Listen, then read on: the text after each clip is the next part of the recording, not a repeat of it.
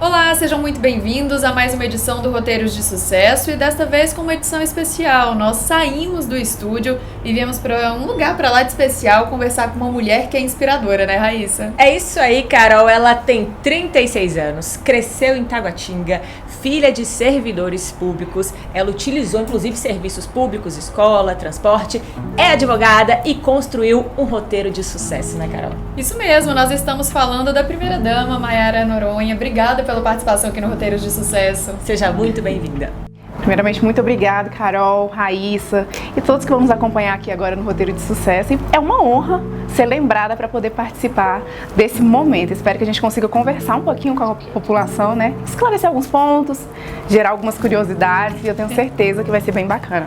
Primeira-dama, primeiro conta pra gente, então, um pouquinho da sua história antes, né, de alcançar esse conhecimento, esse reconhecimento que a senhora tem, antes de se tornar uma figura pública. Como que era a sua vida? Sempre passa esse filme na minha cabeça.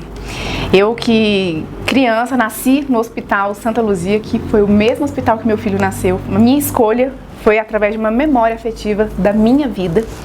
E cresci a minha vida, né, passei a minha infância, a minha juventude em Taguatinga. Então eu já morei em Taguatinga Sul. Então, acho que ele até mais ou menos 1 ano e meio de idade eu morava em Taguatinga Sul.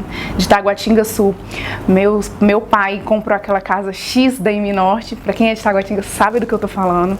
Então, moramos na IME Norte por bons anos. Mudei para a QNL. Então, assim, eu sou taguatinguense nata. Estudei também já em Taguatinga. Também sou, viu? Eu falo que Taguatinga é o coração dessa cidade. Quem não morou em Taguatinga tem alguém da família que é de Taguatinga, tem as suas origens em Taguatinga. Então, aí de lá eu já mudei também para o Parque Sul, já morei no Sudoeste e agora, né, eu tô no Lago Sul. Então, assim, posso dizer que eu sou uma brasiliense que percorreu muitas regiões aqui do Distrito Federal.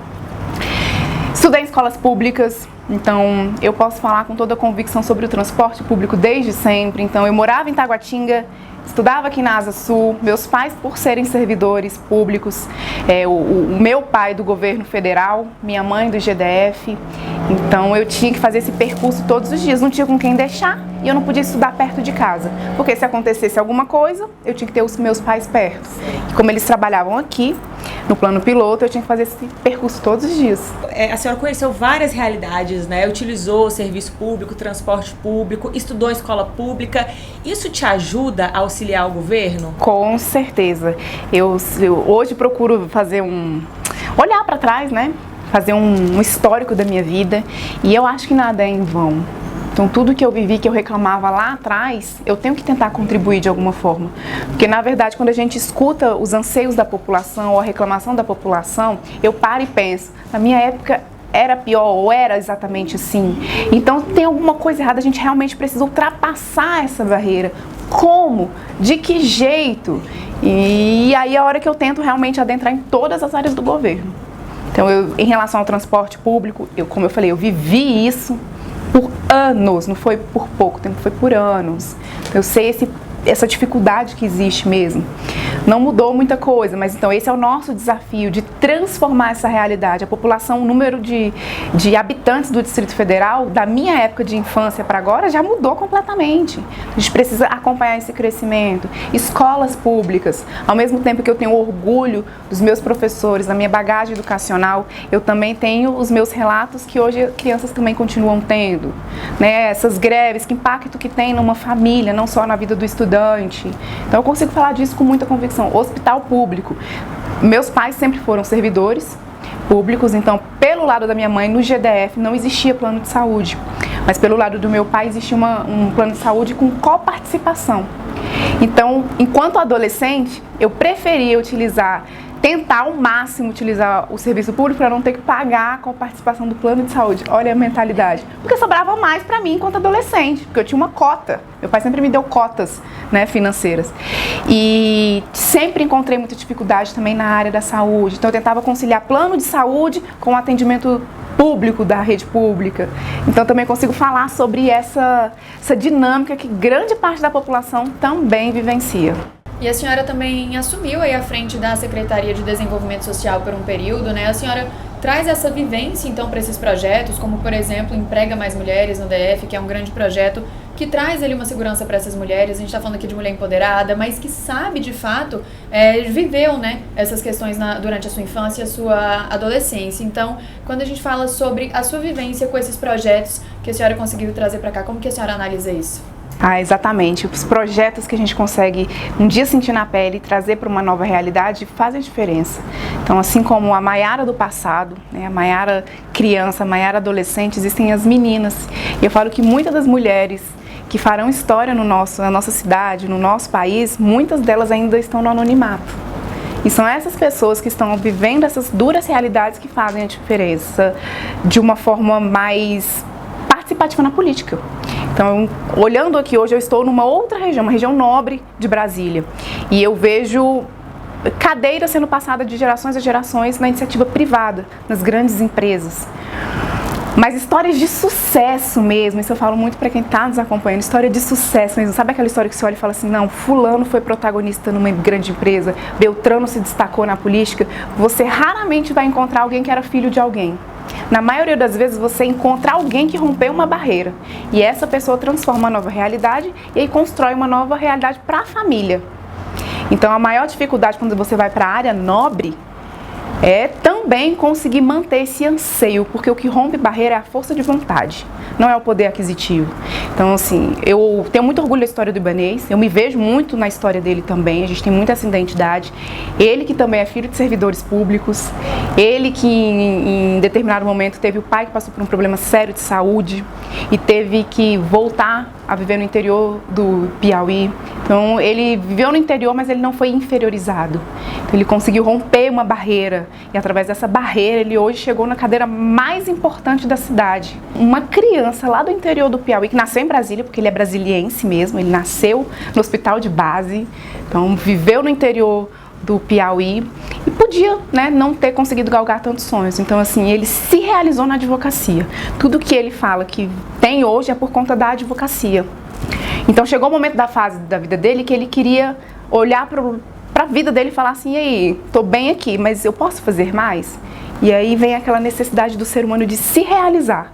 E ele se realiza hoje na política. São histórias de sucesso, né, Raíssa? Verdadeiros roteiros de sucesso. Inclusive, o governador realmente sempre foi um advogado muito bem sucedido, conhecido aqui na capital. E hoje você também, como primeira-dama, transita em diversos ciclos sociais, digamos assim, até os mais restritos, né? Em algum momento você já passou por alguma situação de talvez preconceito, por você ter vindo de uma origem mais simples? Como é que você lida com isso? O poder ele é transformador. Então, eu acredito que em algum momento deve ter rolado algumas piadinhas, algum olhar torto, mas quando você tem um poder, na verdade, é o que eu falo. Eu percebo sim que as pessoas tratam de forma diferente. Eu não sei como é que vai ser quando passar o poder, mas eu acredito que eu já consegui ultrapassar também determinadas barreiras pessoais. Como? Então, havia muito julgamento. Ela deve ser assim, é assada, não sei o quê. Então, a partir do momento que eu comecei a atuar, pessoas começaram a me conhecer. E aí, quando elas começaram a conhecer base educacional, conteúdo, história, forma de atuação, com certeza já consegui romper alguma dessas barreiras. E Ibanez da mesma forma. Então, existe sim, eu acredito que exista sim determinados tipos de preconceito talvez pela origem, mas eu digo que a minha vida, na verdade, representa a grande maioria aqui do Distrito Federal. Filha de 2 servidores públicos, filha única, então de fato eu nunca passei fome, mas eu passava apertos financeiros. Então tudo era muito regradinho para tudo acontecesse na minha vida.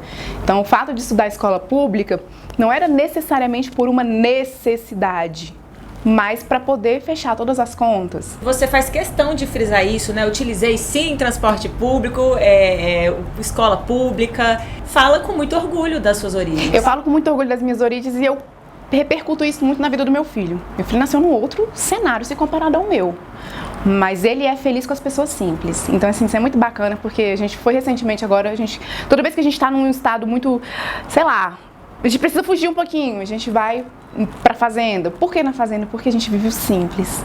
Lá o Matheus, ele não é o filho do governador. Lá o Matheus é amigo do filho do vaqueiro, que é não sei o que, não sei o que. Não existe hierarquia, assim. Então ele brinca com todo mundo, ele é feliz com todo mundo. Dentro da minha casa, por não ter outra criança, então ele convive muito até com funcionários. Então assim, chega à noite, a casa tá cheia de funcionários, por quê? Porque Ibanez leva muita gente, tem a questão de segurança. Então assim, ele brinca e conversa com seguranças, ele é feliz no simples.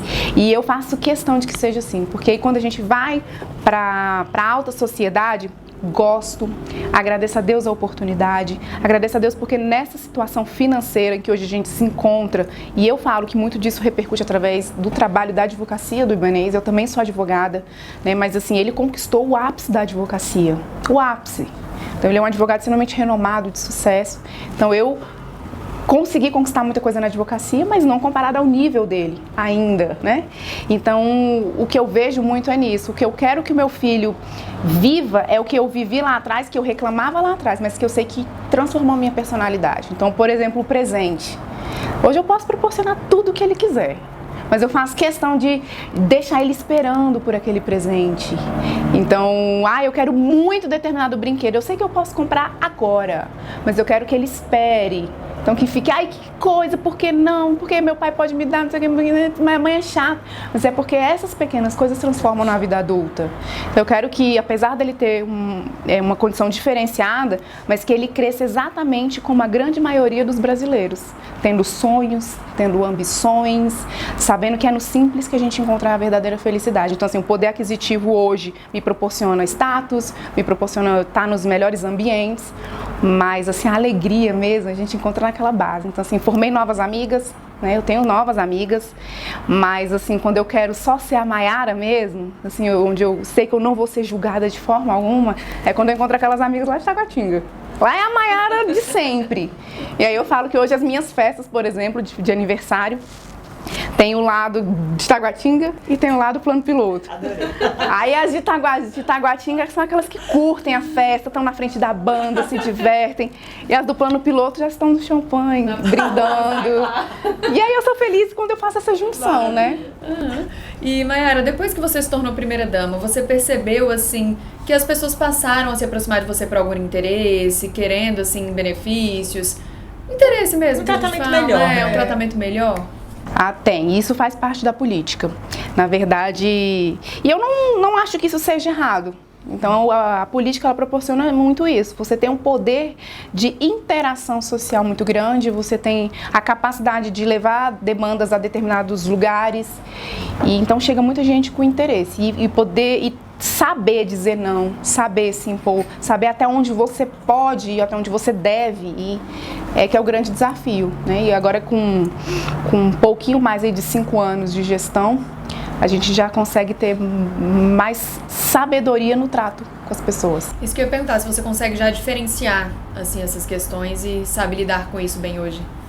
Sim, já consigo diferenciar e muitas dessas demandas, se fosse olhar só a Maiara amiga, até seria fácil de resolver.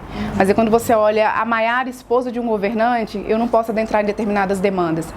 E aí saber essa diferenciação, onde entra o coleguismo, onde entra só um pedido simples ou uma negativa oficial, é importante.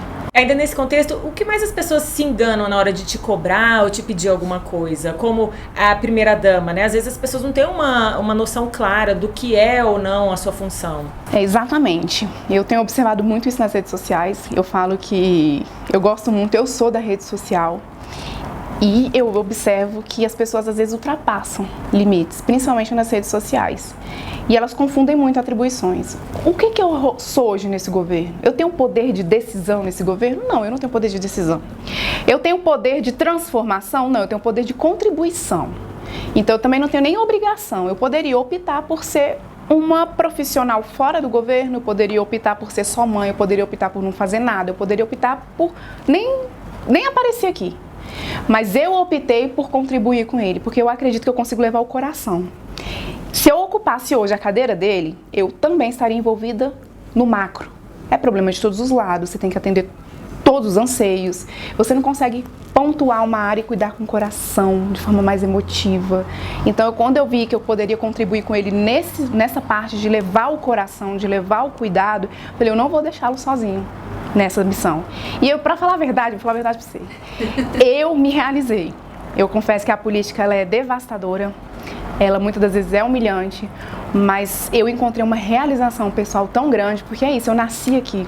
Eu tenho a capacidade de, daqui a 2 anos e meio, né, porque o governo vai passar, então daqui a 2 anos e meio, de sentar na cadeira da minha casa, no sofá da minha casa e falar assim: poxa, foi intenso, foi cansativo, mas quer saber, que orgulho, fiz isso, fiz aquilo, mudei isso, olhar, passar num ambiente, falar, olha aqui, olhar pro meu filho, sei lá, pros meus netos, falar, foi seu pai, ou contribuí aqui, né? Eu acho que isso vale, né? E o poder público, ele passa para todo mundo, então, tô realizada. Essa era justamente a nossa próxima pergunta, qual a sua maior realização como primeira-dama? Eu acho que a minha maior realização é poder deixar sementes em vários espaços. Por exemplo, na questão humanitária ou humanizada do governo como um todo. Eu coloquei no calendário, né? Eu consegui conquistar junto ao governo do Distrito Federal a entrada das campanhas oficiais de solidariedade. O que o governo faz? Ele trabalha políticas públicas, ele é obrigado a trabalhar o transporte, assistência social, etc, etc. Mas tem certas coisas que não são encabeçadas como políticas públicas. Exemplo, campanha do agasalho. Você aquecer aqueles que mais precisam. Aqueles que são institucionalizados, eles até podem receber um agasalho ou outro de forma institucional, mas o cuidado, o afeto, o gorro, a luva, o atingir rápido a população, o ensinar a população a olhar para o lado e através de uma campanha fazer uma doação é transformador. Por exemplo, brinquedo. Brinquedo não é política pública. E eu falo, levantei esse lema lá em 2019 e venho carregando ele comigo. Brincadeira de criança é coisa séria. É através de um brinquedo que você desenvolve capacidade cognitiva, o emocional de uma criança, a relação, o afeto nas famílias. Quando a gente vai para as regiões mais vulneráveis do Distrito Federal, as pessoas não sabem amar. Muitos pais não têm o poder de demonstrar afeto e amor com o filho. E um brinquedo que essa criança que nunca teria condições de e esse brinquedo que essa criança ainda não teve condições de comprar, chega para ela através de uma arrecadação. Então eu tenho orgulho de falar que enquanto primeira-dama, a gente encabeçou essas campanhas e entrou no calendário oficial. Em relação à assistência social, daqui a muitos anos eu vou continuar lembrando do cenário de pandemia que a gente entrou e transformou através do cartão prato cheio. Não existe isso no Brasil. Então foi o Distrito Federal que implementou essa política de forma autônoma para as famílias. Então a mãe, pela primeira vez, aquelas que não têm condições de ter o alimento, elas pela primeira vez passaram a ter condições de ir no mercadinho, de comprar, de escolher o item que colocaria na mesa da sua casa. Mãe, quem é mãe vai me entender. Então quantas mães nunca experimentaram ali um pacote de biscoito? E aí poder chegar no mercado e ir no caixa e comprar um pacote de biscoito. E aí o cartão prato cheio, ele não só dá esse poder, mas ele também retira da insegurança alimentar, porque o maior anseio não é perpetuar a pessoa a receber o cartão, mas o maior anseio é dar a ela a autonomia para ela falar assim: eu sempre quero ter esse poder de ir no mercado e comprar. E aí, quando ela está acompanhada pela assistência social, ela passa a frequentar um curso, ela tem condições de ver outras mulheres rompendo essas barreiras de dependência financeira. Então, um dia ela recebeu o cartão prato cheio, mas ela rompe e aí ela vira um exemplo na região dela, através de um início que foi na assistência social. Então, eu tenho muito orgulho de falar, enquanto estive à frente da Secretaria de Desenvolvimento Social também. Estou cuidando agora também da pauta dos desaparecidos, uma pauta que ela é tão invisível no mundo, mas ela vem crescendo no mundo inteiro. Então, também estou trabalhando junto à Secretaria de Segurança Pública nessa pauta. Muita coisa vai acontecer, vai mudar aqui no Distrito Federal e eu tenho certeza que a população vai acompanhar. Então, daqui a alguns anos eu quero poder olhar e também falar assim: poxa, eu também contribuí nesse cenário. Primeira-dama, só pra gente fazer um jogo rápido aqui, um bate e volta, cita pra gente então as coisas que você mais gosta de fazer aqui em Brasília no seu momento livre, agora como pessoa sem entrar profissional aí na área. Porque tem que conciliar os dois lados, né? E quando a senhora tá de folga? Maiara, enquanto está vivendo essa vida política, eu gosto muito da minha casa, né? Essa necessidade de você internalizar muito, parar e respirar. Agora vamos falar de área pública, onde eu me sinto bem. Eu amo de paixão tudo que envolve ali a questão do Lago Paranoá. Então eu tenho defendido muito o turismo gastronômico, Então, Brasília entrou num novo patamar do turismo gastronômico, bons restaurantes à beira do lago, boas oportunidades de praças na frente desses restaurantes. Então, você tem condições de parar ali na Ponte JK e encontrar ali bons restaurantes, cafés e ao mesmo tempo se contemplar a Ponte JK. Eu amo o Pontão do Lago Sul. Então, ali eu também consigo passear, andar, respirar. A gente não tem mar, mas a gente tem um Lago Paranoá.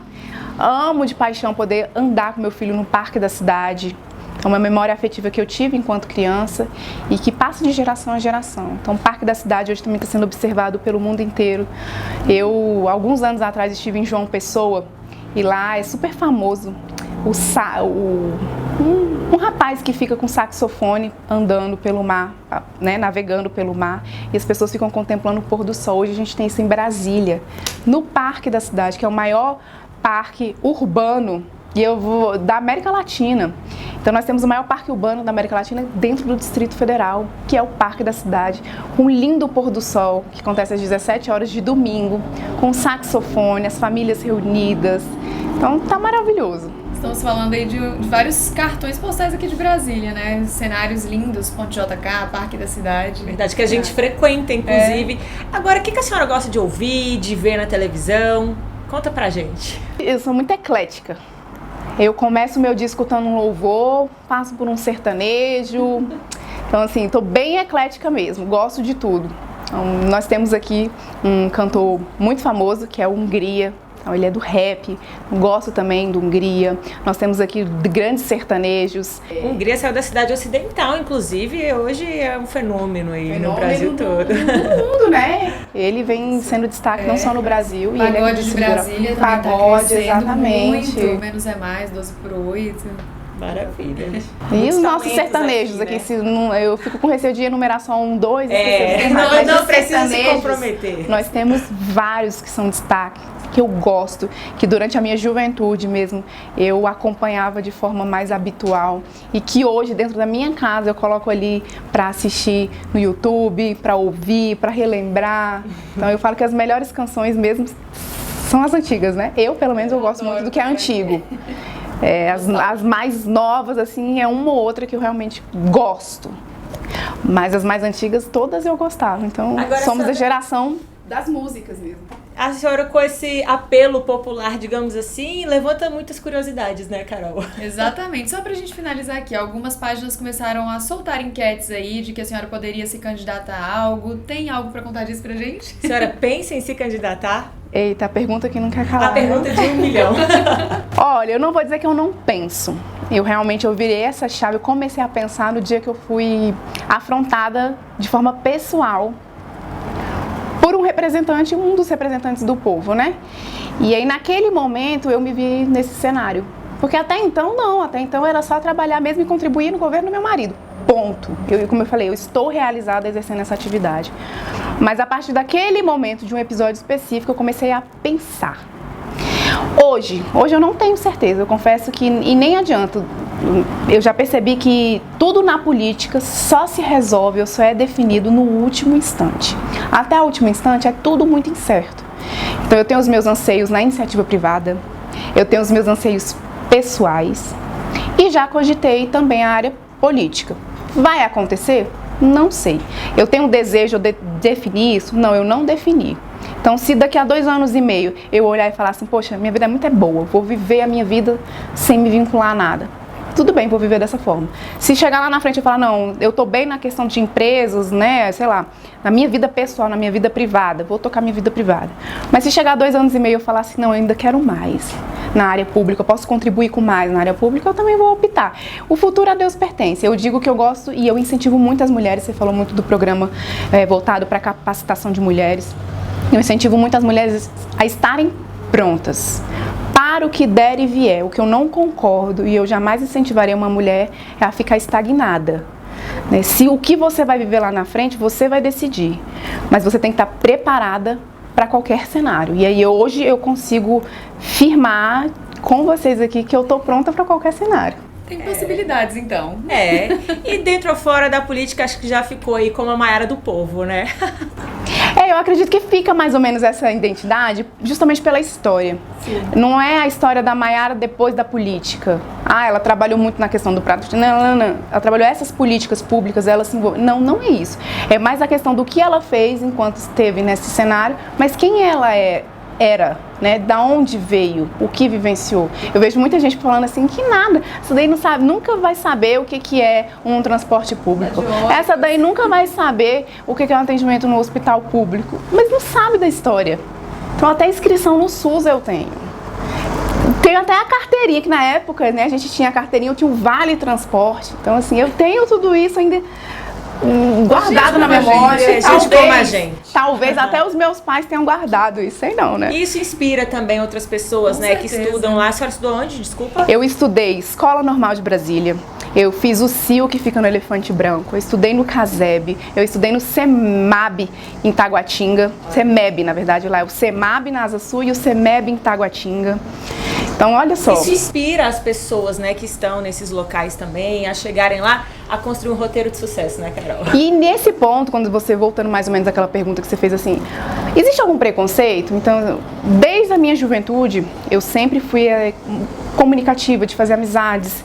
E eu estudava em escola pública, mas eu tinha várias amigas de escolas de referência em Brasília, particulares.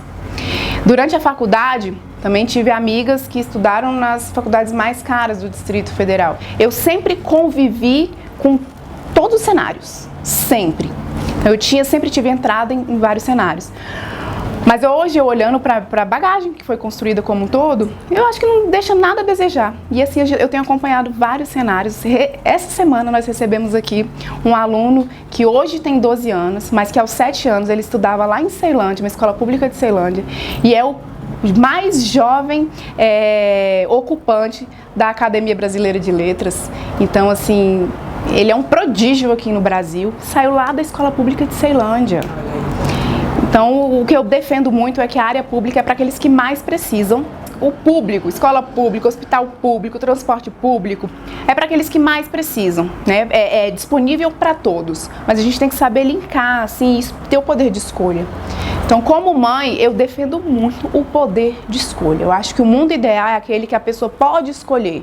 Eu quero escolher onde o meu filho vai estudar e até quais matérias ele vai estudar. Então, eu quero poder escolher o que vou colocar na mesa aqui para o meu filho comer. Então, o poder de escolha hoje é o que significa. E defendo muito também a capacidade de buscar informação. A nossa geração não tinha esse acesso facilitado. A gente tinha que pesquisar um tema, a gente tinha que ir para uma biblioteca, ter uma enciclopédia dentro de casa, buscar informação. Hoje a gente tem na palma da nossa mão. Ainda que vive em situação de vulnerabilidade, você hoje tem o Wi-Fi social em vários cenários. Então, que não dá para não ter informação. Maiara, só pra gente finalizar, então, conta pra gente, assim, resumidamente, pra você, o que é um roteiro de sucesso? Um roteiro de sucesso é aquele que você vai se realizando no caminhar.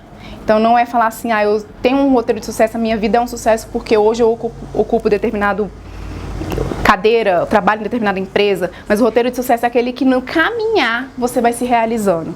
Então, ao estudar numa determinada escola, você também faz a diferença onde você está inserido.